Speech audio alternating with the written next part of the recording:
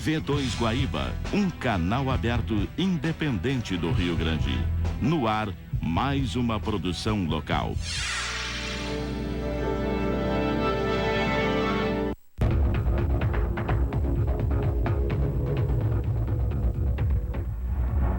Flávio Alcaraz Gomes e os Guerrilheiros da Notícia.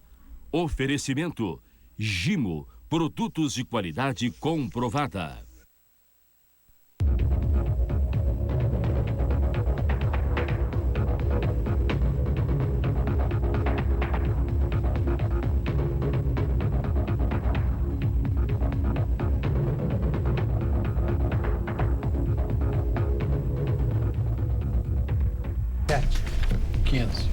Boa noite, com muito prazer.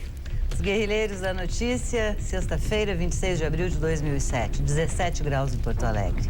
Hoje, abrilhantando nosso programa, Fernando Malheiros Filho, Cláudio Candiota Filho, Túlio de Oliveira Martins, Joeme Koinek, Antônio Carlos Baldi. Nosso e-mail é guerrilheiros@guerrilheiros.com.br e o nosso fone e fax 3231-5180. A aulinha de história do Malheiros hoje é sobre Guernica, um dos maiores massacres aéreos da Guerra Civil Espanhola. Estamos testando os aviões dos alemães. Legião Condor. Legião Condor. Ontem estava passando no canal História, né? History Channel, ontem. Eu escolhi porque o episódio aconteceu no dia 26 de abril de 1937, logo 70 anos exatos completados ontem. Foi o massacre de Guernica. 26 hoje? 26, ontem. Hoje é dia 27. Hoje é 27. E não só isso, ela teve uma grande repercussão e gerou o quadro famoso do Picasso. E foi uma coisa meio premonitória do que aconteceria na Segunda Guerra, né? O sofrimento da população civil. É um tema doloroso, mas relevante.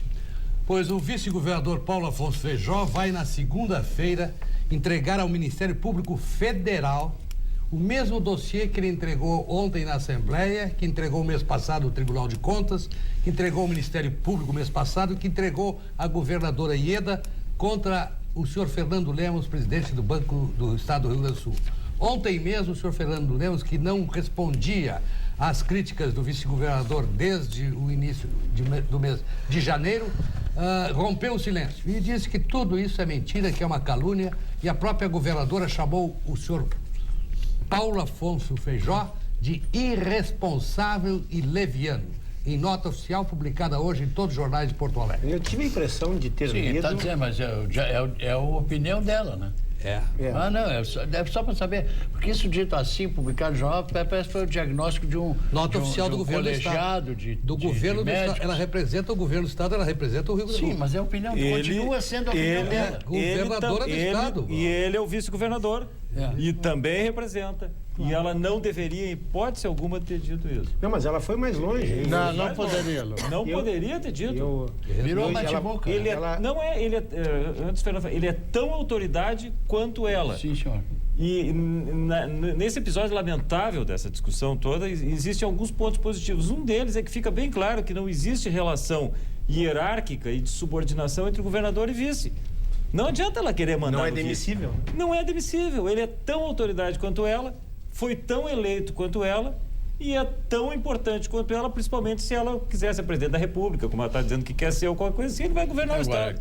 Então, e ela chegar e dizer que subiu no palanque, que fez campanha, que pediu votos para milhões de gaúchos com um sujeito que ela considera desequilibrado, vamos combinar, não podia ter dito isso. E ainda desqualifica, Fernando, o argumento dela de que é bate-boca, isso é bate-boca, como ela já tinha dito do Enio Bate, que era bate-boca, não era. E agora, se é bate-boca, quem está batendo boca é ela. Eu diria... O Paulo França dizia, cruz credo.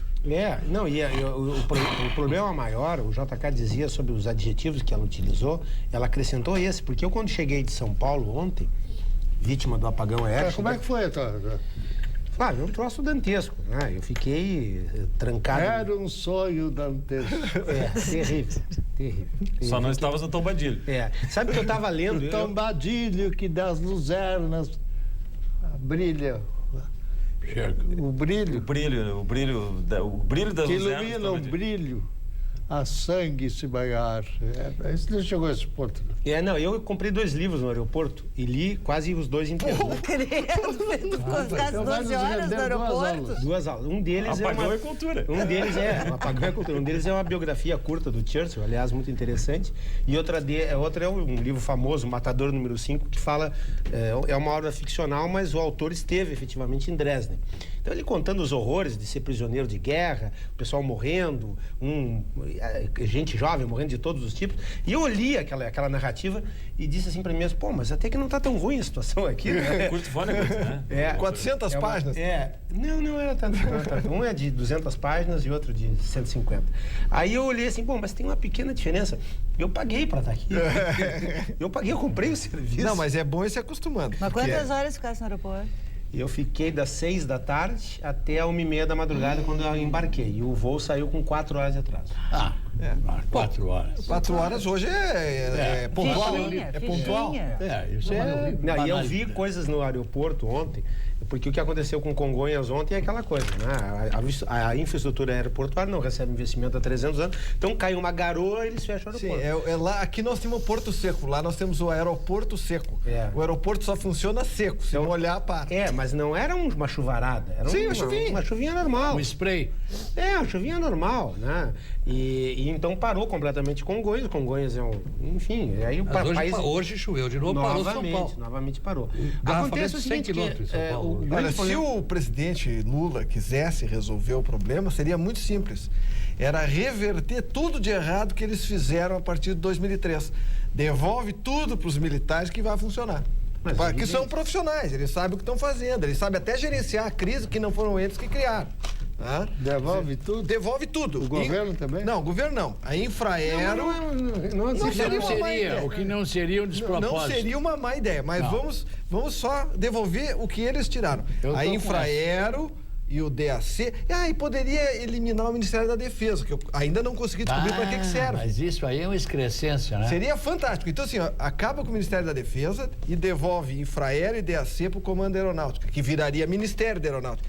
Eu aposto que eles resolvem o problema de apagão e causa aéreo rapidinho. Pelo menos uma coisa não vamos ouvir. É o besterol. Mas o besterol para também. Está sendo injusto com o Ministério da Defesa. Ele serve como casa geriátrica. Mas o duro do aeroporto é o seguinte. É que quem vai como eu para trabalhar, e já tive um atraso na ida, e tive que ir um dia antes, porque eu não me animei a ir no mesmo dia. Provavelmente eu perderia a audiência. É que o sujeito já está muito cansado quando vai para o aeroporto. Está exausto. Né? Sim, tu quer ir embora. Quer ir embora. E mais do que isso, eles anunciam o atraso 10 minutos antes do embarque, do pseudo-embarque. E o mais grosseiro, né, que isso causa uma particular irritação nessa circunstância, é o seguinte. Eu peguei o meu bilhete de embarque, agora está tudo informatizado. Aliás, é um contraste tremendo. O equipamento do terminal aeroportuário é de primeira categoria. Né? Todas as placas, é tudo com cristal líquido, LCD. Né? Você faz o check-in no computador. Aperta lá, sai tudo no computador, uma facilidade tremenda. Só não tem avião, mas é um pequeno detalhe. Aliás, só funciona isso. Só funciona isso. É uma boa impressora. Não, é tudo de primeira linha. Só não tem avião, só não tem transporte, enfim. É a parte virtual. Mas o que me deixou muito irritado é o seguinte. Eu peguei meu bilhete de embarque e disse assim, mas não é possível. Qual é o horário do embarque? 9h29. Opa, vai preciosismo. Era 21 horas e 29 minutos. E qual era o momento da decolagem? Era 8h29 a hora do embarque, o momento da decolagem, 21 horas e 9 minutos. Mas melhor só se funcionasse. Mas eu fiquei espantado com aquilo. Digo, mas eles não têm vergonha na cara mesmo, né? Tá falando, tô me lembrando da época que a inflação era 70%, 80% ao mês e um ministro daqueles, um lunático na televisão, dizia assim, não, nós não temos certeza ainda da inflação. E a dúvida dele era se era 80,8% ou se era 80,9% naquele mês. E o cara falando sério. Falando sério isso na televisão. Não, mas é a mesma saísse coisa. no horário seria um troço fantástico. Não, mas olha aqui, mas chega, mas é um deboche botar um horário britânico desse. meses num serviço de... Não, eu estive, voltando a essa viagem que eu fiz a Madrid, efetivamente os trens na Europa todos trabalham assim. Claro, mas é na Europa. Eles trabalham, não, e trens é mais Mas fácil. lá não tem o Valdir Pires coordenando. É mais fácil lidar com trens, estão na terra. Por que essa injustiça com o Zonasi? Não cita, por quê? É porque é o seguinte, ó, é que na aviação a hierarquia é o pilar que sustenta. Só que quando eles fizeram esse negócio de Ministério da Defesa e depois colocaram a ANAC, eles deixaram o comandante da aeronáutica meio que flutuando na hierarquia, porque em tese teria que ser Ministério da Defesa, com alguém que soubesse do que está falando, abaixo dele estaria o comandante da aeronáutica e logo abaixo o DAC, no caso a ANAC, né? Só que tu tens abaixo a ANAC, que não tem ninguém que entenda de aviação. E acima do comandante da aeronáutica tem o ministro da Defesa que não entende nem de aviação, nem de coisa nenhuma. Então, no organograma é o seguinte, é um bloco flutuando no espaço com o comandante da aeronáutica. O que ele vai fazer? Não tem como funcionar. Não vai funcionar. E pode escrever aí que eu estou dizendo. E aí vem uma questão, tanto tempo depois, por que caiu o avião da Gol? Por que caiu? Eles desorganizaram Por que tudo. caiu? Já passaram todos os prazos razoáveis e imagináveis para se apurasse os fatos, se fosse feita a sindicância, perícia, etc. e tal. Caiu o avião da Gol porque todo o sistema foi desorganizado. E pode observar que há um silêncio constrangido em relação aos pilotos americanos, que no final aparentemente tinham razão. Claro. Porque diziam que ninguém sabia o que estava acontecendo. Se eles acertaram ou não, não sei. Mas por que caiu o avião da Gol? Ontem eu estava no aeroporto e, evidentemente, no meio das leituras, eu não podia ficar o tempo todo lendo que não há olhos nem costas que suportem, ainda mais cansado. A gente começa a pensar, né? Aí ficava me perguntando a quem interessa essa situação toda. Né? Evidentemente, tem muita gente ganhando muito dinheiro com isso. Né? A Gol e a TAM, por exemplo. É um dos exemplos. Agora, eu me dei conta do seguinte, Flávio. Um subproduto disso, né? Vocês não podem imaginar o que um sujeito que tem um quiosque no aeroporto vendendo água mineral outro que ganha muito. A praça de alimentação. É uma coisa fantástica. As filas para você comprar uma água, para você comprar uma garrafinha de copo, tinha mais esse calvário, né? Além do terminal estar mal preparado, porque a gente toda fica quente, é um calor terrível, né? Não há infraestrutura para suportar tanta gente, são muitos voos atrasados, não tem lugar para sentar todo mundo, o pessoal começa a ficar impaciente, enfim, é natural. Se bem que ontem o pessoal até estava resignado. Eles já estão todos conformados. E é bom que fiquem, porque... E o preço de uma água é caríssimo também. Não, é um absurdo, é uma exorbitância o preço lá. Agora eu fico imaginando claro que essa gente não teria poder, né, de manipular o espaço aéreo, manipular os atrasos de voos.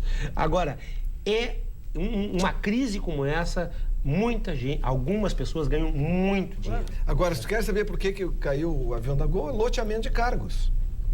Esse é o câncer que contaminou a aviação do país. É loteamento de cargos. O que eles começaram a fazer? Estou de olho na Infraero. Lá tem muitos cargos e é um belo orçamento. Não, mas eu não estou falando disso. Eu estou falando... Não, mas eu estou te falando... O acidente, não, por que aconteceu? Mas é claro, mas é porque eu te digo o seguinte... não errou? Não, descoordenou completamente o sistema de aviação civil. É um corpo que funciona na hora uniformemente. Sabe que eu vejo algumas coisas que eu fico muito mal. Razão, na hora alguém errou. Claro, alguém errou. Eu fico muito mal impressionado. Várias coisas que acontecem para cair. O Candiota, eu vi algumas pessoas dando declarações assim: não vamos fazer caça às bruxas, a questão não é achar o culpado, a questão é evitar novos acidentes. Claro que é ideal que se evite novos acidentes. Agora, vamos combinar. É claro que tem que achar o culpado, morreram 150 e tantas pessoas. Como que não vai achar o culpado? É porque para evitar... Não. Eu acho o seguinte: você pode até achar que é a União Federal, mas tem que excluir as outras possibilidades. Foi o controlador que mandou ir para a rota errada, o piloto se perdeu, foi o piloto americano, o que aconteceu? É uma sequência, Não, mas isso é uma maneira de esvaziar... Não, é que o acidente aeronáutico, ele nunca acontece por um único fator. Assentado aqui no lugar do JK, o comandante da Varig, um técnico, e ele explicou, não existe, não é só no Brasil, em qualquer lugar do mundo, não existe o culpado. Não tem. São vários fatores que se combinam. Um conjunto então é provável que tenha aqui, ó. Rapaz, eu assisti esse programa. O cara que deu o comando de rota errada pro avião. Esse cara só deu aquela rota porque tinha informações da meteorologia.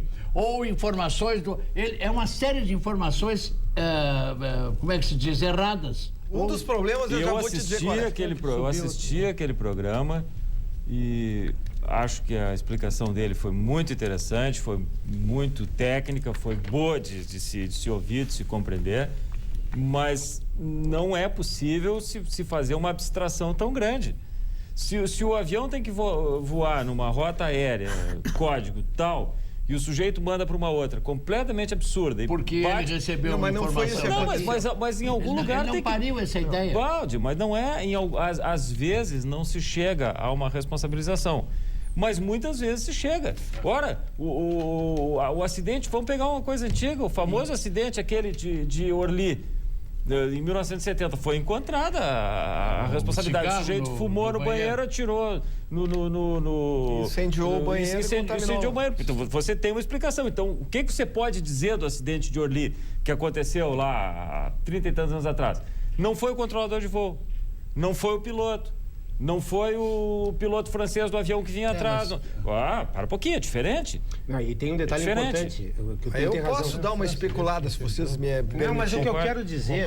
o JK... Concorde, uma peça na pista. Caiu, a peça do avião anterior. O que eu quero dizer é o seguinte, o fato de um avião precisar de pelo menos 7 erros para cair, isso aí é internacional. Tem que ser derrubado, ele não cai. Significa, porque os 7 erros são decorrência, numa cadeia de fatos, são decorrência dos mecanismos para desfazer o primeiro erro não funcionarem. Um deles, por exemplo, era o mecanismo anticolisão que estava desligado. Foi um dos erros, foi um dos problemas.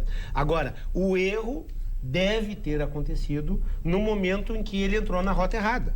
E aí se encontra a responsabilidade. Ou foi do piloto, ou foi do controlador.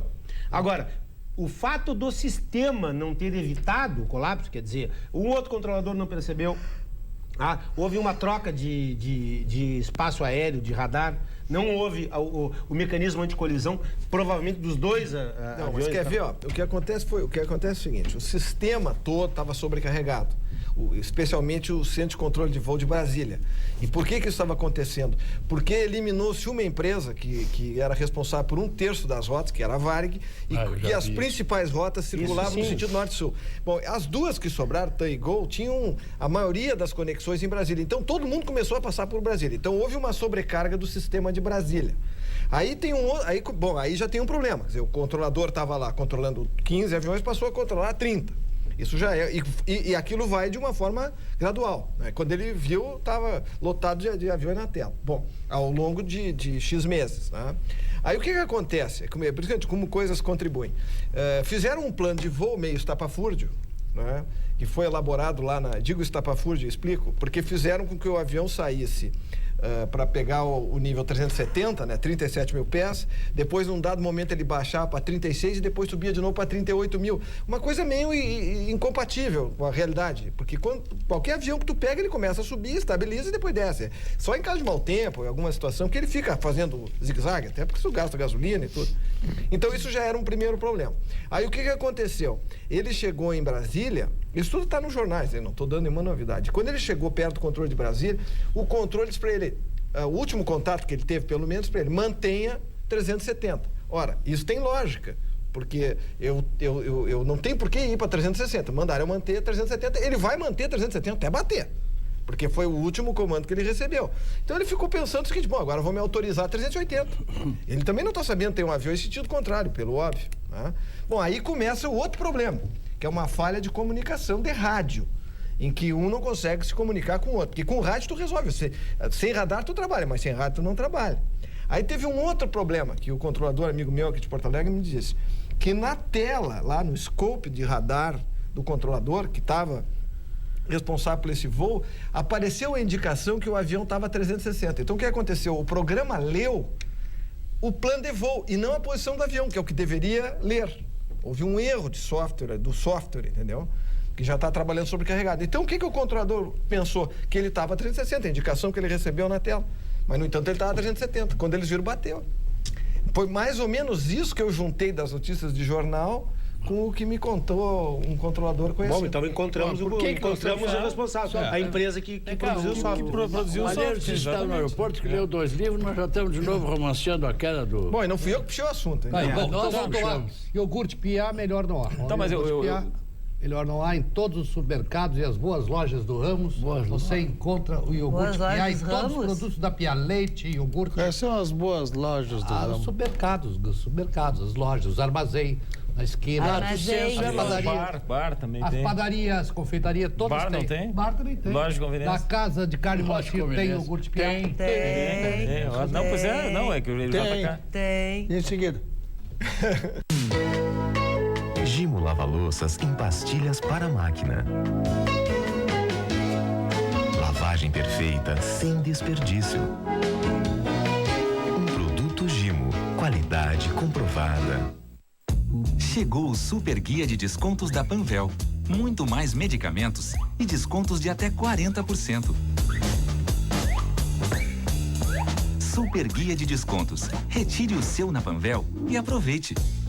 Neste domingo, a partir das 13h30 da tarde, Gauchão 2007, Juventude e Grêmio, ao vivo do estádio Alfredo Jaconi em Caxias do Sul. A transmissão mais completa está na Guaíba. Você não pode perder. Oferecimento Tramontina. Tramontina é Tramontina. Hipercar. Você é mais. Você é hiper.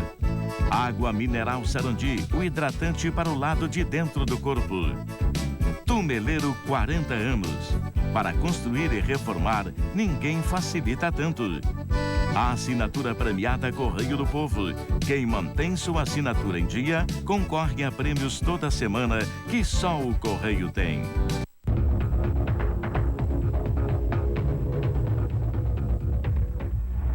Nosso e-mail continua à sua disposição nesta sexta-feira, 27 de abril. guerrilheiros@guerrilheiros.com.br e o nosso fone e fax 3231-5180. A Casa Moacir, aqui na Silveiro 272, estará aberta todo final de semana, como está de resto todos os dias, inclusive domingos e feriados, para bem servi-lo. Está aqui há 30 anos na Silveiro 272, vendendo os melhores cortes de carne aqui da nossa cidade, produtos deliciosos de padaria e confeitaria. Amanhã, que é sábado, e domingo, meio-dia, churrasquinho pronto com saladas deliciosas. Moacir, Casa Moacir, 3231-7666. Laura disse que hoje é 27 de abril. Era um dia mágico para nós aqui na imprensa de Porto Alegre, do Rio Grande do Sul. Aniversário da Folha da Tarde. Ah, que legal. 1936. 71 anos, não. Quanto? Chegou na época a vender 82 mil exemplares. E ela rodava às 3h30 da tarde, né? Rodava às 3h30, 4 horas da tarde. É. Era vespertino, ou seja, mesmo. jornal da tarde. O que acabou no mundo. E foi um grande jornal. Os vespertinos acabaram. Foi um grande jornal, Folha. Lia no bonde para voltando para casa. E os bondes iam até o fim da linha e voltavam. Folha, retrato da vítima. O retrato da vítima era o que comprava. E a grande virtude da Folha da Tarde, quer dizer, o nicho que ela preencheu era a inexistência na época de uma mídia eletrônica que tivesse esse espaço. Porque hoje o vespertino é a internet, né? Ou internet, ou televisão a cabo, enfim. TV. Ou, hoje você tem isso dentro do celular, enfim. Então ela preenchia esse espaço que hoje a mídia eletrônica... Eu ouvi o Ferrareto hoje de manhã... Na rádio, muito bom o programa, muito bom o Ferrareto, como sempre. Ele é muito bom. Muito bom, excelente, né? Falando sobre rádio e tal, uma reflexão que se tem que fazer sempre é o seguinte, o rádio que mantém aquele mix básico do início da rádio, hoje tem uma facilidade muito maior, que é a telefonia celular, que simplificou tremendamente. O rádio transmite com muita facilidade, mas teve um grande acréscimo de chegar com facilidade no local dos eventos, que era muito mais complicado. Tá aí o Flávio, que passou poucas e boas na sua vida, fazendo transmissões das maneiras mais complicadas. Às vezes, cega, sem saber se estava chegando. Quer dizer, bom. Para qualquer pessoa que já trabalhou em comunicação social, trabalhar sem retorno é muito complicado. É muito complicado. Não sabe se a transmissão está chegando, não sabe se está sendo ouvido, não sabe se estão falando com ele. E o celular, agora o repórter fala da China direto com o Brasil, na mesma hora. Isso sem contar aquela cena tradicional de final de jogo de futebol, quando terminava o jogo de futebol e os repórteres entravam carregando o fio. E anti-choque desse tamanho era uma coisa tremenda. Aquilo era uma imagem clássica. Dava o famoso macarrão. Era um macarrão. O famoso macarrão de fios que dava no campo, né? E os equipamentos eram muito pesados. Sim, também. o microfone era uma coisa imensa, ainda mais com a qualidade do fio que era necessário utilizar, era uma coisa pesada. Os anti-toque que eles chamavam. E o repórter... Chama de fio, era cabo. Era um cabo pesado. E o repórter tinha que ter um senhor preparo físico para correr atrás do jogador puxando o cabo. Isso. Né? Não, e levando choque, né? Jogo com chuva levava choque. Agora, os especialistas, os profissionais, acham que a mídia impressa, o jornal está condenado. Eu acho que sim. Eu acho que ele vai ser condenado. Eu já vi muito profetas quebrar. Não, ele deve ser condenado o dia que eles conseguirem, viu, Baldi, uma interface agradável para substituir efetivamente o jornal. Quer dizer, essa coisa de condená-lo por causa da internet e do computador não existe, porque hoje qualquer casa tem um O computador. jornal vai ser jornal de opinião com um artigo. Não, eu acho que vai acontecer, em breve. Então, logo se massifica essa tecnologia, vai acontecer, nós vamos ter um papel eletrônico, tá? Que você acorda de manhã, conecta na internet e ele recebe o jornal e você vai ler com a mesma comodidade. Vai deitar na cadeira e vai ler com a mesma comodidade. A máquina... E já existe essa tecnologia, só não foi difundida. Tá? Então, enquanto... É tipo e-mail, né?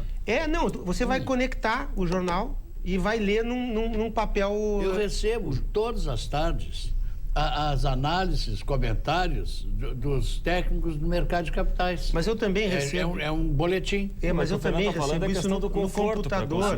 Mas ele é impresso. Eu pego esse papel assim, estou lendo na minha mesa, eu passo para o colega. Vem do computador. Claro.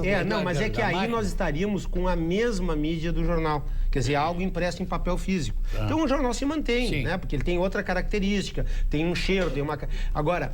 No momento em que se popularizar este papel eletrônico, e tecnologia já tem, é uma questão até... como aconteceu com o videofone, por exemplo, uns anos atrás, a tecnologia foi desenvolvida, mas não pegou. Há 20 anos é possível ter videofone em casa, só que ninguém teve interesse. O que é videofone? Falar e ver. Enxergar o mesmo. Falar e ver. Hoje você faz através da internet. Mas essa tecnologia que o Stanley Kubrick mostrou no 2001, que era uma grande invenção, verdade. Tempos depois estava disponível. Só que não pegou. Uma senhora tinha que se pentear e se arrumar para atender o telefone.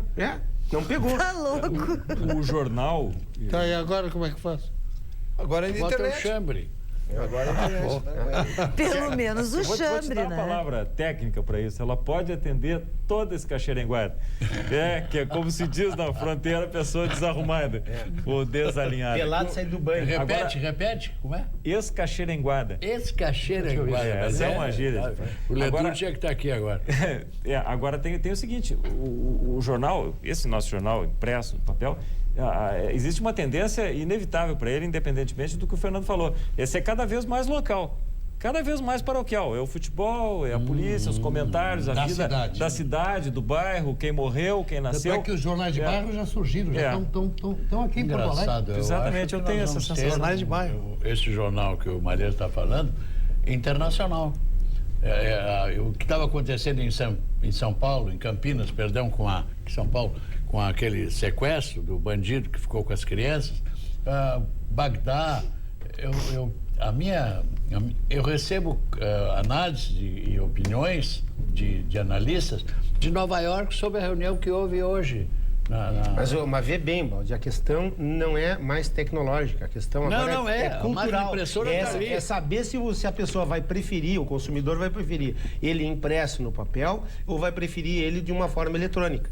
No momento em que o consumidor se voltar para a preferência eletrônica, aí todos eles se conjugam num só aparelho. E mais do que isso, é muito provável que você não precise nem conectar em lugar nenhum, vai utilizar o sistema Wi-Fi. Você liga o papel eletrônico, ele vai receber as mensagens e imediatamente você vai Nós tivemos no tribunal uma transição extremamente interessante do sistema antigo do voto impresso e do sistema do laptop, que depois virou nem laptop é mais, é todo ele online dentro do Tribunal de Justiça. Nos primeiro ano, muitos desembargadores levavam, além do equipamento eletrônico, do laptop, também os votos impressos.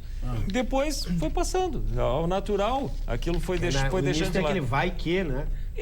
E até um vai que muitas vezes tinha razão. Se eventualmente o sistema saía do ar, alguma coisa, embora ele tenha sido um bom sistema desde o início. Depois foi abandonado. Hoje é raríssimo Mas o nosso tribunal aqui é show, né? Eu não conheço outros, mas o nosso está muito atualizado, informatizado. É bacana de ver tudo com tela LCD. Mas vai avançar mais rápido ainda, e assim como na mídia impressa, que vai se transformar num papel eletrônico, nós vamos ter o processo eletrônico. E os embargadores estão ali na tela, direto. O processo virtual, processo sem autos. Não, e ele, de repente, ele vê alguma coisa, ele já na hora, ele já corrige alguma coisa que ele acha que não está bem, e para a leitura e arruma, quando terminou, está pronto. Está pronto. E assinado eletronicamente. Espetáculo. O e-mail que chega aqui, medicina ortomolecular. Considerando que o Conselho Regional de Medicina do Rio de Janeiro ministrou recentemente um curso de medicina ortomolecular, apreciaria muito se o colega presente ao programa ou os guerrilheiros me explicasse onde se encontra o modismo, entre aspas, de tal medicina. Saudações, Juarez Calegaro, professor de medicina ortomolecular em curso de pós-graduação na Universidade Veiga de Almeida, aprovado pelo MEC. Quem entende isso é o Baldi. O Baldi é o cara. Tu é o cara. É a tua área de concentração. Doutor Calegaro, eles Para estão dissertar brincando. sobre... Eles estão brincando, sabe? Matéria. Como brincando? Tu é que sabe. Mas tu sabe tudo, Eu sou a pista do aeroporto preferida deles. Que mago, hein, companheiro?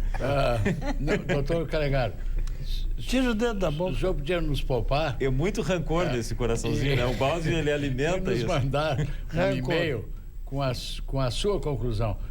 O que tem de amador aqui, o que tem de dizer eu acho. Eu estou cheio de achômetro. Me mande, por favor, uma opinião, doutor Mas tu não Calegaro. achou que era modismo? Pratique a sua atividade de professor. Ensine-nos. Mas tu não achou que era modismo isso? Agora, uma coisa tem que Eu ser não dita. achei bosta Ele nem nenhuma. pode ter Quem achado achou? que ele não estava no programa de ontem. Eu não sei o que o Fernando vai dizer, mas eu vou dizer que o Baldi amarelou, né? Ele deu uma saidinha pelo lado. Pipocou, né? Ele deu uma de Leão da Montanha. Saída pela esquerda. Agora, uma coisa é E a certa. pista não está molhada. Agora, uma coisa Não, é foi o certa. Bodanese, não foi? Não, o doutor Argolini. Não foi o Argolini. Meteu o pau na outra. Não foi o Argolini. O que eu quero dizer é o seguinte, é um tema que tem ensejado no meio médico muita polêmica. Eu não entendo do aspecto, não saberia dizer se é válido ou não vale. Vem cá, vocês não estão confundindo o ortomolecular com a Não, hemoterapia não. Não, nada a ver. Ortomolecular é Nada a aquela... dos radicais livres. Isso. Eu não mas sei. acho que nós não podemos ir adiante. Não, eu não conheço. Eu só quero... Conheço o assunto. Eu acho que aí nós vamos patinar. Só tô dizendo pra ele que é diferente. Eu poderia até tentar fazer um exercício etimológico. Não faço. Mas não é melhor. Não O que eu quero dizer é o faça, seguinte, não. que eu tenho lido e que tem muita polêmica. Mas o Baldi entende disso. Ai, que graça. O que eu faço com ele? Mas tu entende tudo, rapaz. Eu entendo. Você tem que Sabe o perguntar eu pro entendo? médico. Mas ele entende Mas tá aqui, tem um aqui. Esqueci. Ele tá escalado. Tudólogo. Doutor Calegaro, Ele entende por tudo. favor. Aproveite, respeite o nosso telespectador, porque senão esses vão ficar fazendo gracinha aqui. Daqui a pouco eu digo uma barbaridade. Quem é a bagaceira? Eu? E aí eles ficam contentes. O Flávio tá rindo, antegozando. Quando eu mandar todo mundo a merda, aí ele vai ficar feliz, sabe? Bom, então eu vou te pedir para tu fazer um test Não drive. pede, não test pede. drive, o test drive na cadeira da Macrovision, que faz massagem contra a coluna, dor na coluna, dor nas costas, dor nos pés. Tá ali a cadeira, ó. Olha a cadeira. Massagem elástica? Não, claro E que a não. cadeira Isso que é elétrica, isso, JK? Não, ela funciona com é bonita a cadeira, eletricidade, mas não é elétrica. Ali, ó, ali a moça tá fazendo, ó, faz na cabeça, faz nas costas, nos pés. Você Nos encontra quê? nos pés. Obrigado. Sem essa Você fica encontra ruim. essa cadeira no Home Theater Center de Novo Hamburgo. Quando é que vai aprender que não é ó, é o? É que as duas formas estão certas. O pessoal da Edu diz que as duas estão certas. Não. Home Theater Center na Rua Joaquim insiste. Isso, melhorou. Olha aqui, Home, é o ele home. não tem tímpano, nem canal auditivo, é um tubo. É um tubo. Bom, Rua Joaquim Nabuco, 1552, no bairro, no centro, em Novo Hamburgo. O telefone é 3582-2321. E aqui em Porto Alegre, na Rua José Antônio Aranha, 395, o telefone é 3335-1233. Procure a equipe Pode olhar. Candiota, De primeira categoria. Dia 1º de maio, vão fazer feriadão aí? Sim. Tem. Vários. Como é que está o turismo? Não, o Gramado movimento tá muito lotado. grande. Muito grande. Não, lotou tudo que tinha para o feriadão, agora basicamente Buenos Aires. Tudo lotado. É porque é muito tranquilo. Esses voos fretados saem daqui de Porto Alegre direto para. Mas não atrasa? Não tem atrasado. Agora, tem um... É que o problema está centralizado em São Paulo. Tem um... Ali onde dá um problema em Congonhas, repercute em tudo que é lugar. Agora, os voos que saem daqui de Porto Alegre e vão para Buenos Aires, raramente atrasam. O que não dá para aguentar é aquele boletim que vem das rádios, principalmente das rádios, tem 4 voos, 4 chegadas atrasadas e 3 partidas... Não, se o avião que chega não chega, a partida não existe. Então é consequência, não parece até que são 4 aviões lá, mais 3 aqui, não Mas eles fazem o que pode para minimizar o tamanho da crise. E eles estão fazendo então isso atrás de sensação de notícia também, né? Não, por exemplo, hoje em Congonhas foi um horror. Guarulhos estava cheio de problema, com filas Guarulhos, com filas enormes, mas nos voos domésticos, os internacionais estavam saindo no horário. Só em voos domésticos, tá? Um caos lá em Guarulhos. Está, aliás, agora. Um caos com atraso de 4, 5 horas. Eu ouvi, candidato, fiquei... Olha, já tem problema nos banheiros. Tá? Não, é um horror. Agora, não há sistema... Não, e em Congonhas também não há sistema que suporte os banheiros lotados, os quiosques, as pessoas irritadas, um calor louco. Mas eu ouvi no equipamento de som dos anúncios do aeroporto uma coisa que me chamou muita atenção. Mais de uns 3 ou 4 voos, eles transferiram de Congonhas todo o pessoal, né, esperando no aeroporto, com a bagagem embarcada, transferido de Congonhas para Guarulhos. E o pior foi o que aconteceu. Então o pessoal, olha a bizarrice da situação. O cidadão vai pegar um voo em Congonhas. É bom dizer para quem não sabe que a distância entre Congonhas e Guarulhos é 1 hora de carro... De tráfego limpo. De tráfego limpo. Não. De tráfego limpo. Sim, senhor, eu já fiz isso. Não é, não. Não, é 1 hora, 45 minutos. Tem que dar 1 hora. Tem que dar 1 hora. E se tiver engarrafado... Aí é muito mais. Bom, dependendo da hora, tá sempre em 4... Não, mas se tiver tráfego limpo, é 45 minutos, é 1 hora. Tá. Né? Então, o pessoal embarcava em Congonhas, dentro de um ônibus, na pista, e ia para Guarulhos. E a mala? Para pegar... Deve ir dentro do mesmo ônibus, né? Não, mas o pior aconteceu com um amigo coisa meu, brutal. Eu nunca cliente vi meu. isso. Ele estava no voo X lá, vamos supor, 51, tá? Bom, aí, em Congonhas, cartão de embarque, tudo certo e tal. E aí chegou ali no balcão e a pessoa, não, o seu voo não vai sair mais. O senhor vai ter que sair de Guarulhos. Não, cara, tá bem. Aí trocaram o cartão de embarque do 51 pro 1000. Tá? Bom, aí lá pra Santa ele escutou chamar o 51 no alto-falante. Pro embarque. Mas me disseram que o avião não ia sair. Voltou lá no balcão. Me trocaram, mas o meu voo tá chamando. Não, isso é um engano. Aí falou, tá uma bagunça. Não tem avião nenhum saindo. O senhor vá pra Guarulhos. Daí ele foi pra Guarulhos. Bom, aí acabou chegando em Porto Alegre aqui, sei lá que horas. Aí resolveu perguntar. O voo 51 chegou normalmente no horário, tudo bem. Enrolaram, rapaz. Como era ele, mais uns 4 ou 5, simplesmente arrumaram 5 lugares no voo 51 para Porto Alegre. Então chegou nesse ponto a bagunça. Tava tudo certo com o voo dele. Ele isso já é vigarice. Isso é bagunça. Então ele queria entrar em gorjeta. juízo contra a companhia e tal. Isso eu dou uma gorjetinha pra tu me arranjar 5 lugares. Tá aqui, tem 1000. Mas a cara de pau dele chegar no balcão e dizer, mas vem cá, estão chamando meu voo. Não, isso é engano, isso aí tá tudo virado uma bagunça, então vale tudo, né? É por isso que quando tenho um compromisso, eu saio um dia antes. Essa é a solução, por enquanto. Bom, um bom programa para o fim de semana é frequentar os chulas da Marilã e os chulas da Cândido Silveira. No domingo é dia 29, não se esqueça, é dia da nhoque. O nhoque. É o nhoque. Não, mas tem dos dois sexos, não tem? Tem nhoque e tem a nhoca. Eu não sei, eu não. Tem o marido e a macha fêmea. Nhoca. Como é que JK, agora vamos fazer uma prospecção aí biológica. Como é que a gente faz para separar o macho da fêmea no prato? Eu não sei. O nhoque não, mas deve ter alguma diferença. Deve ter. Bom, no chulas, domingo, nhoque. No chulinhas, nhoque. Mas tem todos os outros pratos também que você quiser. 720 na Marilã? Não tem todos os pratos que eu quiser, porque se eu pedir espeto corrido lá, não tem. Ah, não, espeto corrido é diferente. Sim, mas Se eu quiser um galeto simples, lá não tem. Cozinha alemã. Então, te limita a passar um recado certo. Senão o PROCON pode te pegar, sabia? Tem Einsbein. Tem. Tem. Cláudio. Dias perfeitos. Noites sem mosquitos. Gimotin 7, 60 noites. 60 noites de sonhos tranquilos. O MDB sempre defendeu o fortalecimento dos municípios e o fim da centralização dos recursos da União. As pessoas não moram na União, não moram no Estado. As pessoas moram, trabalham e vivem nos municípios. Municípios fortes trazem mais democracia e desenvolvimento para as nossas comunidades. Feliz é o MDB. Entre nessa luta. Vamos melhorar a qualidade de vida das nossas cidades. Quando o PMDB governa, nossas cidades ficam melhores. As personalidades do mundo político e da economia, a cidade, a cultura e o turismo. Fórum com Flávio Alcaraz Gomes, todo domingo, 19h. Fórum. Oferecimento. Gimo, produtos de qualidade comprovada.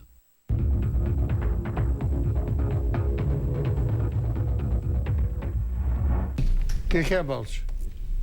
Nada. Estou dizendo que hoje é dia 27.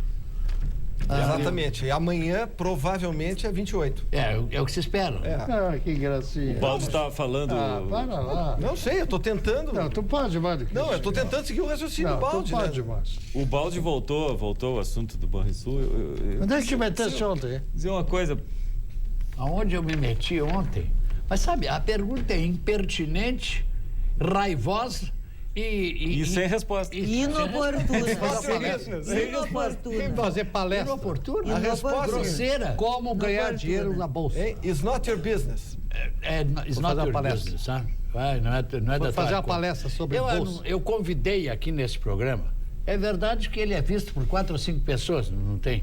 Mas eu convidei nesse programa para uma palestra que eu ia dar às pessoas que se interessassem ontem, dia 26, sobre às 19 Bolsa horas. de Valores. Mercado de capitais, enfatizando Bolsa de Valores.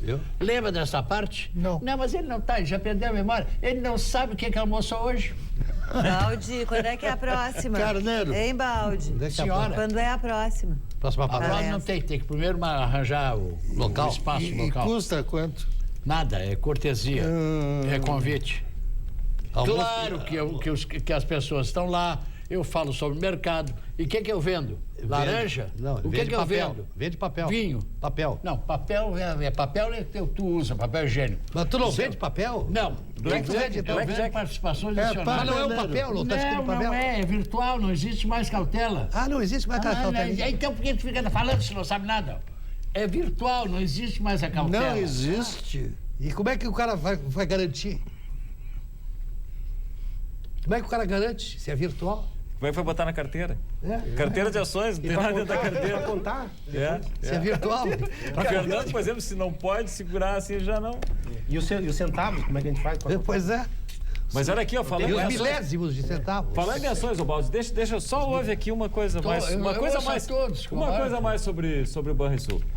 O horário, o momento, a oportunidade que houve essa divergência. Não podia ser pior. Não podia ser pior, porque o banco está sendo, boa parte do banco está sendo vendido.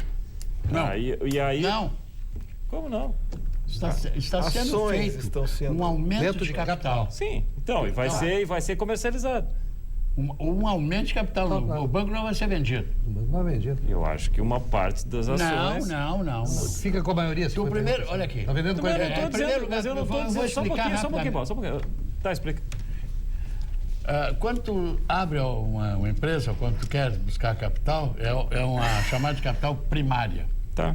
Agora, quando tu vende as ações que já existem, do teu estoque, isso aí é uma oferta secundária. O que vai acontecer no Banrisul, o controlador, que é o Estado, vai fazer um aumento de capital, vai passar o capital de 10 para 12 e vai oferecer ao público esses 2. Sim, e vai alterar a proporção das ações. Não sei, depende se forem preferenciais ou se forem ordinários. Sim, mas eu também não sei o que vai ser colocado no mercado. Agora, o que eu quero dizer não modifica nada, isso tem razão. Como há comercialização de títulos do banco, eu fico preocupado se essa comercialização não terá algum deságio em função disso. Claro. Preço menor do que valeria, não sei. E a outra coisa que me parece do Banrisul é o seguinte: Deus ajude que não tenha nada de errado lá, né? Porque o governo, a governadora e os seus secretários se abraçaram completamente com a causa do presidente do Banrisul, que até onde eu sei é a pessoa correta. Não tem informação sobre isso. Agora, se tiver alguma coisa errada no Banrisul, não vai sobrar nada. Não, mas aí o detalhe... por favor... Olha, é muito grande o comprometimento. Quando ela foi à cerimônia de recondução do Dr. Fernando Lemos, eu ainda falei isso aqui.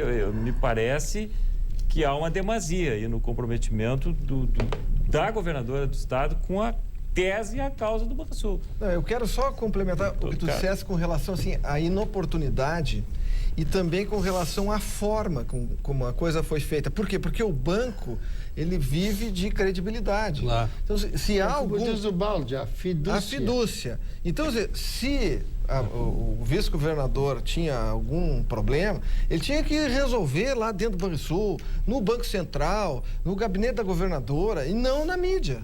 Entende? Por quê? Porque se não for verdade, poderia causar, e acho que não é, porque o banco é fiscalizado. O Banco do Estado é mais fiscalizado do que os outros bancos, porque além de ser fiscalizado pelo Banco Central, ele ainda é fiscalizado pelo Tribunal de Contas do Estado. Né? Auditorias externas. É muito pouco provável. Então, quer dizer, se há um problema, teria que ser resolvido dentro do Banco Central, dentro do banco, dentro do Palácio do Governo, jamais numa audiência pública. Mas aí tu estás partindo da premissa de que a costura política que foi feita para a assunção do governo foi uma costura política correta. Não, mas o Banco Central está ali, não tem a ver. Da premissa que o vice-governador tem acesso a esses meios. Não, mas o Banco Central está lá, ele pode ir no Banco Central. Mas vive quebrando o banco, isso aí não é assim. Olha aqui, Baldi, uma situação... O Banco Central intervém para evitar que quebre. Uma situação como a do Banco Santos. Como foi possível chegar naquele ponto? Bom, isso é outra coisa. Mas esse é o ponto. Não, tá. Esse é o ponto. Mas eu não tô... Eu só não quero ser mal entendido. Absorvido. Eu só não quero ser mal entendido. O Banrisul está bem, não sei se tem alguma coisa errada, não tem nenhum motivo para desconfiar. Se tem alguma coisa errada, não afetou a saúde. Não é assunto meu, não sei. Eu só fiz a ponderação de que se for encontrada alguma coisa no Banrisul, vai faltar gente para juntar os cacos do governo. O governo foi até o pescoço. Ontem eu lia os jornais, quando eu cheguei às 3 horas da manhã, quase perdi o sono. Tá? E 2 expressões me chamaram muita atenção. Tá? Para quem tinha passado mais de 24 horas fora de Porto Alegre. Uma delas era a expressão que a governadora teria utilizado em relação ao vice, desequilibrado. Eu acho que realmente foi Quer dizer, isso tem que ser resolvido num outro plano, não no bate-boca. Né? Até porque tem esse precedente que ela demitiu um secretário que bateu boca. Né? Agora, o vice-governador disse o seguinte, e eu li, que haveria um aporte do governo no Banrisul anual de 700 milhões. Foi o que ele disse. E ele chegou a utilizar a seguinte expressão: eu vou perguntar ao povo do Rio Grande se ele prefere usar 700 milhões no Banrisul ou na segurança. Talvez... Tá? O que eu quero saber, Baldi, é uma coisinha só. Isso é verdade ou não? Então, deixa eu... É verdade ou não? Se é verdade, nós estamos diante de um escândalo sem precedentes. Um degrau de se é mentira, se é mentira, e o governo não utiliza dinheiro do erário no Banrisul, e o Banrisul é saneado, tá? Então, o vice-governador cometeu um ilícito de grande proporção. Agora, é que tu já concluiu tudo. Podia ter feito uma pergunta e depois, dependendo da resposta... eu já vou te dizer. O governo bota 700 milhões no Banrisul, aporte de 700 milhões a cada ano. No final do governo do Brito, o Banco Central encostou dinheiro, deu dinheiro para o governo do Estado comprar ações para fazer um aumento de capital para salvar a saúde do banco. Ponto. Foi entregue dinheiro para o erário para subscrever um aumento de capital. Bem, isso está nos custando não aqueles 13% que todos os estados pagam para o governo. 19. 19. É 6 Desses 19, mais de 6% é oriundo desse empréstimo que o governo federal fez para o aumento do capital do Banrisul e no governo Brito. O que eventualmente o Feijó pode ter feito é um atalho. Quem sabe, sabe. Quem não sabe, vai perguntar. Aí é que está a questão. E eu estou tentando reduzir o atalho a uma simples expressão. É a devolução do empréstimo que o governo recebeu para aumentar o capital do Banrisul, que estava... Significa, a ser verdade tudo isso, trata-se de uma falácia do vice-governador. Não, ele usou uma metáforazinha. Ele disse que o erário... Mas vem cá, onde é que sai o dinheiro que está pagando a dívida lá? Não é dinheiro que está sendo investido no balanço do banco. Não. É um dinheiro que está sendo pago para o governo federal. Mas um momentinho. O dinheiro foi para o balanço do banco. Mas é verdade ou não é um juízo de valor? E não está sendo devolvido? Mas não é para o balanço do banco anualmente. Não, é para o banco direto, é para o aumento de capital. Não, foi lá já atrás. Foi, ele está pagando. Então está pagando agora. Agora quem está torcendo...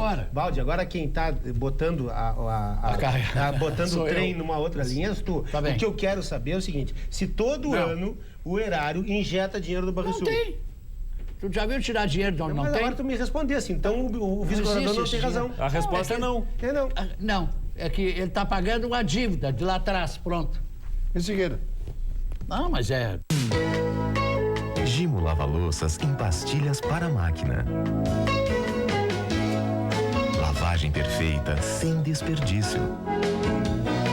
Um produto Gimo, qualidade comprovada. Santa Rosa.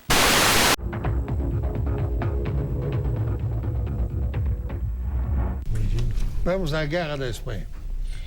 Pois, Flávio, como eu já narrei aqui mais de uma vez, inclusive, a partir de julho de 1936, a Espanha foi engolfada por uma guerra civil. Uma guerra cruenta, uma guerra fratricida, onde espanhóis pegaram armas contra espanhóis. Havia uma disputa entre os republicanos, né, que haviam ganho as eleições, tinham derrubado a monarquia e uma ditadura logo anterior, e os nacionalistas conservadores, franquistas ou falangistas. Franco, naquele momento, entendeu, em função da ascensão do nazismo anos antes, em 1933, de se socorrer do auxílio logístico e militar de Hitler. Hitler foi muito além do que Franco esperava, porque os republicanos eram apoiados por uma intervenção muito forte dos comunistas da União Soviética. E Hitler não admitiria um país comunista nas suas barbas, considerando as expectativas expansionistas que ele tinha. Imediatamente, Hitler mandou transferir para a Espanha, sob o comando direto do generalíssimo Franco, a chamada Legião Condor. Eram 4 esquadrões de aeronaves modernas, muito modernas para a época, 6.000 homens da Luftwaffe, 6.000 homens, baterias antiaéreas, blindados, enfim, para utilização a ataques pontuais contra os milicianos, contra os exércitos dos republicanos. Tá? O que aconteceu foi que no dia 26 de abril de 1937, essa legião foi utilizada para uma das mais cruéis operações militares que se tem notícia, especialmente no século XX.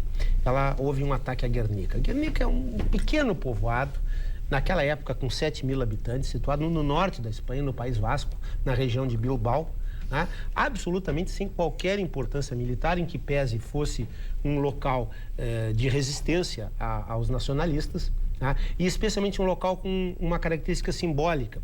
Lá existia um carvalho, em Guernica, onde os reis da Espanha se curvavam às autoridades bascas.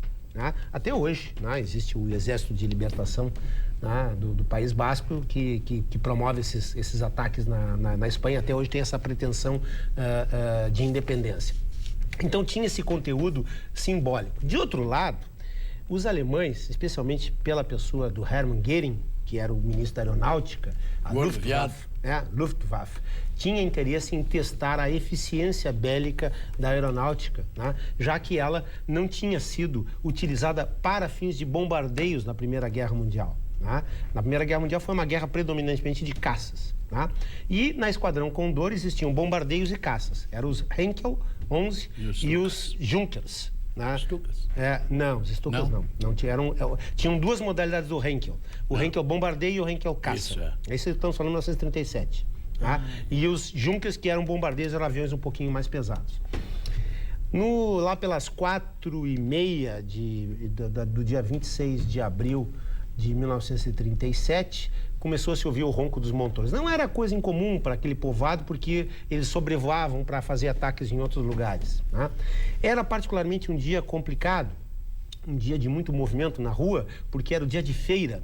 Num pequeno povoado de vocação agrícola, os camponeses locais se reuniam na cidade para vender os seus produtos. Então a cidade fervilhava para os seus padrões de 7 a 10 mil habitantes.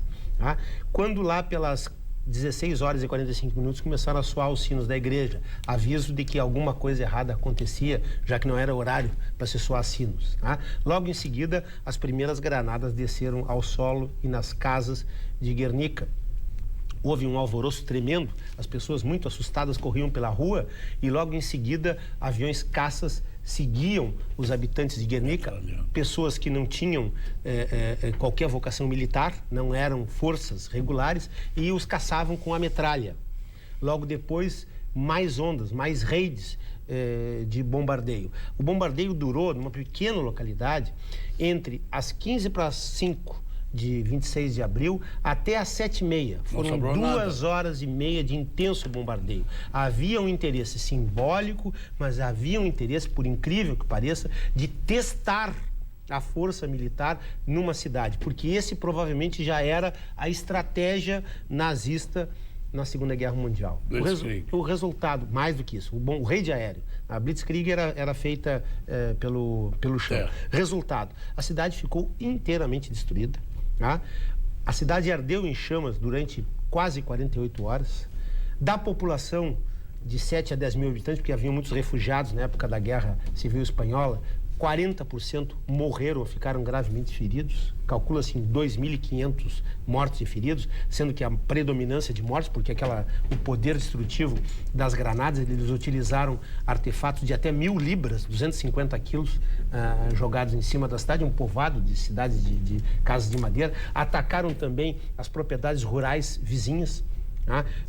À noite pareciam pequenas fogueiras no horizonte, e a cidade ficou inteiramente destruída. Efetivamente, a Força Aérea Alemã tinha um poderio muito grande. Resultado disso, em primeiro lugar, Pablo Picasso, como eu já comentei aqui, era uma espécie de diretor honorário do Museu do Prado, e tinha um projeto de fazer uma grande tela a respeito da situação da Espanha. Encolerizado com aquela situação, 2 meses depois produz a famosíssima Guernica, que até hoje está exposta no Museu Rainha Sofia em Madrid. Mas fundamentalmente foi um movimento militar premonitório do que aconteceria na Segunda Guerra Mundial. Cidades como Londres, como Berlim, particularmente Dresden, eu contei aqui a história que ela foi incinerada por bombas incendiárias. Tóquio, Hiroshima e Nagasaki, de alvos exclusivamente civis, foram a predominância dos ataques aéreos durante a Segunda Guerra Mundial. Oxalá, Flávio, nunca mais isso se repita na história da humanidade. Com a diferença que a cidade sequer tinha defesa antiaérea, porque nenhuma. A cidade estava... Não tinha nada. E o Fernando me narrava uma coisa antes, que tiro ao alvo.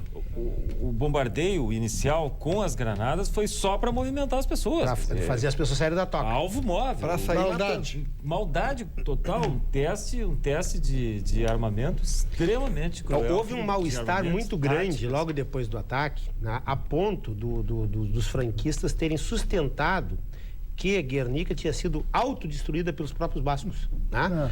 Só que, naquele momento, além de vários padres que estavam na região, que foram comunicar o fato ao Vaticano, que não deu muita importância, né, existiam correspondentes de guerra na cidade. Né? Não esqueçamos que a Espanha estava em guerra.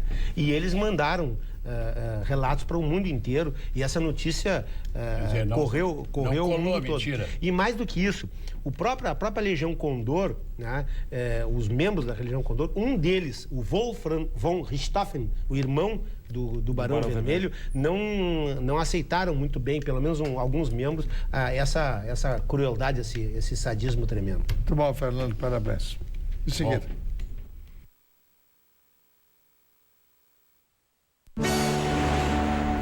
Dias perfeitos. noite sem mosquitos. Gimo 87 60 noites. 60 noites de sonhos tranquilos. No próximo ano...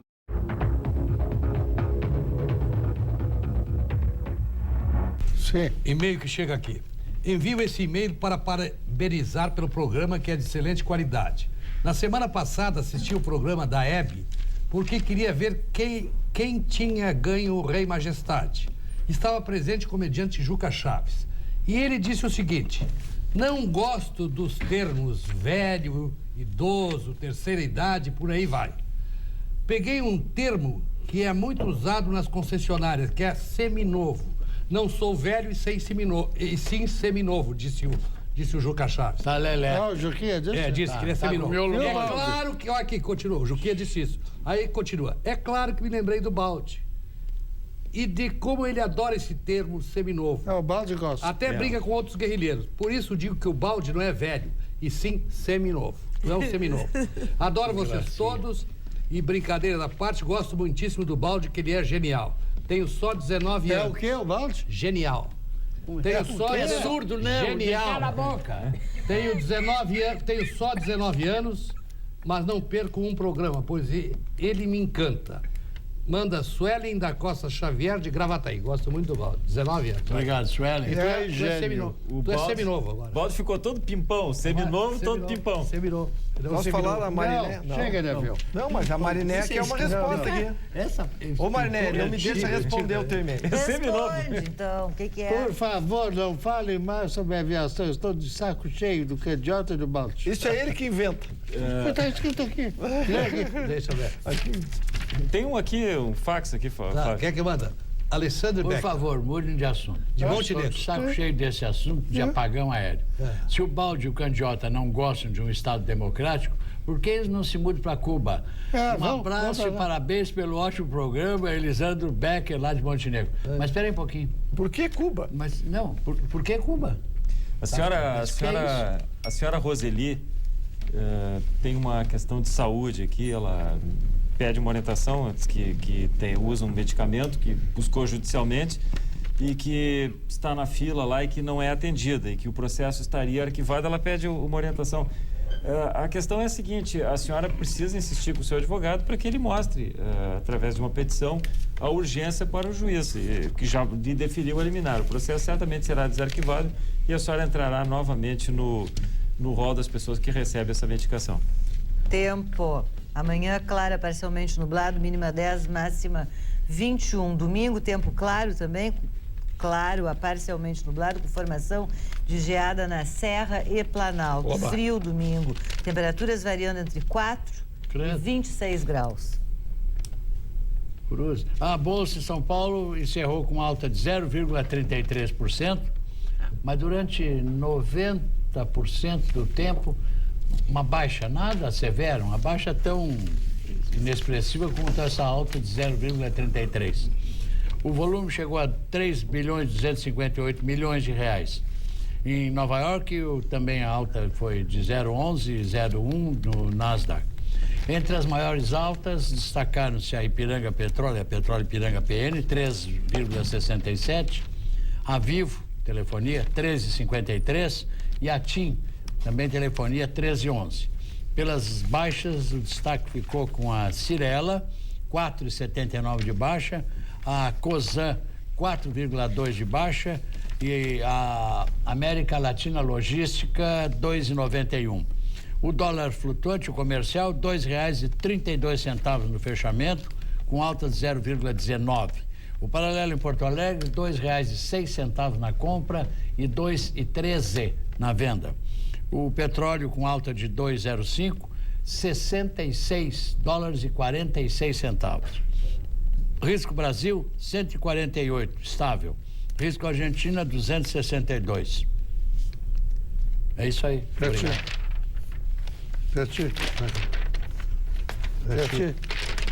Tudo pra ti. Pra ti. Tem que te candidatar mesmo, hein? Em seguida.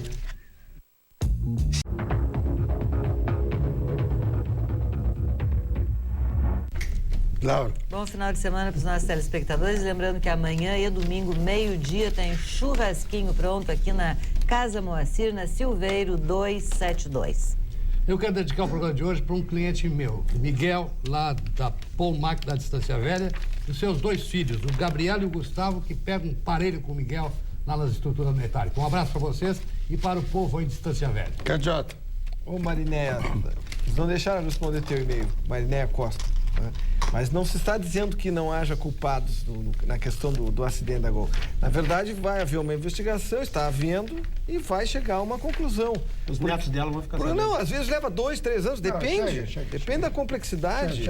Mas há muitos interesses, obviamente que vai aparecer o resultado da investigação. E eu queria também mandar um abraço para a senhora Lotte Waldo, que me fez uma visita hoje, que nos assiste todas as noites. Muito obrigado pela... Aquela associação da qual é o associado.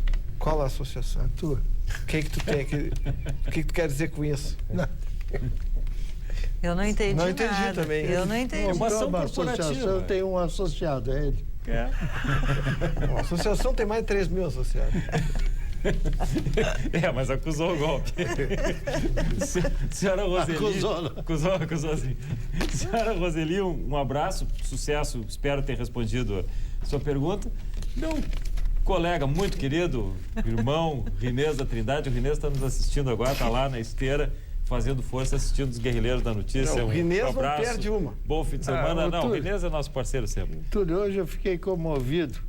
E gostaria de público cumprimentar a OAB, que tem um galpão para os advogados fazerem churrasco com o nome de um querido, ilustre Leopoldo Racier.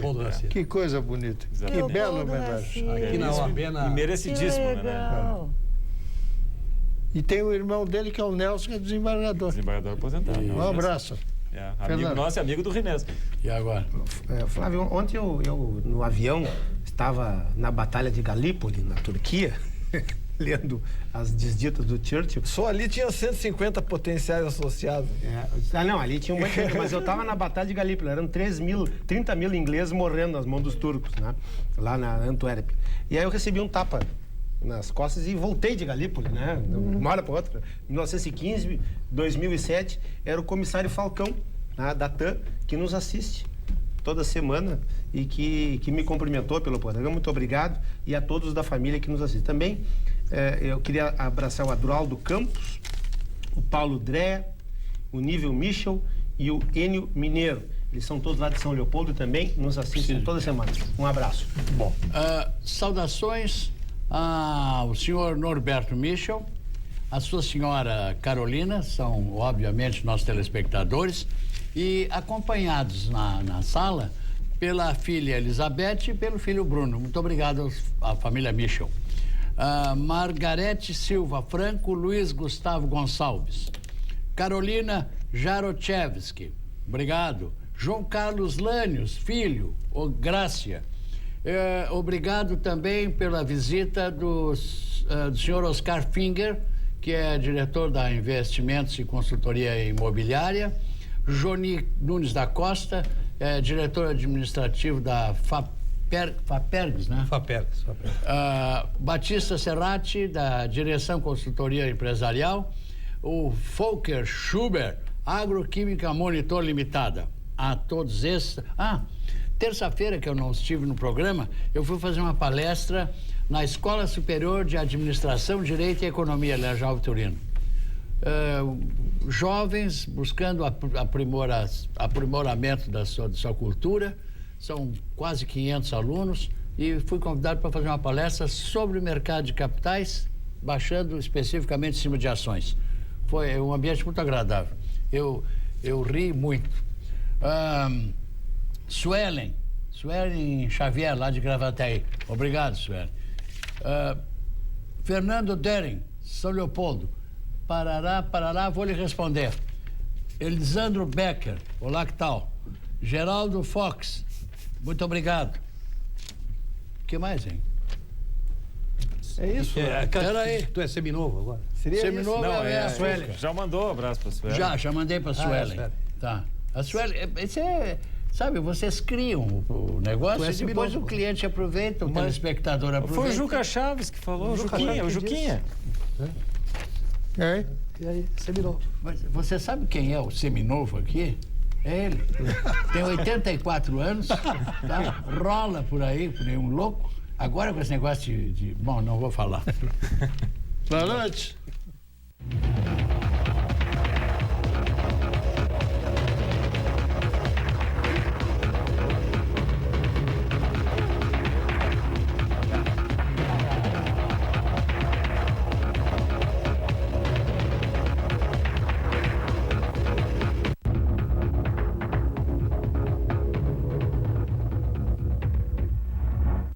Flávio Alcaraz Gomes e os Guerrilheiros da Notícia.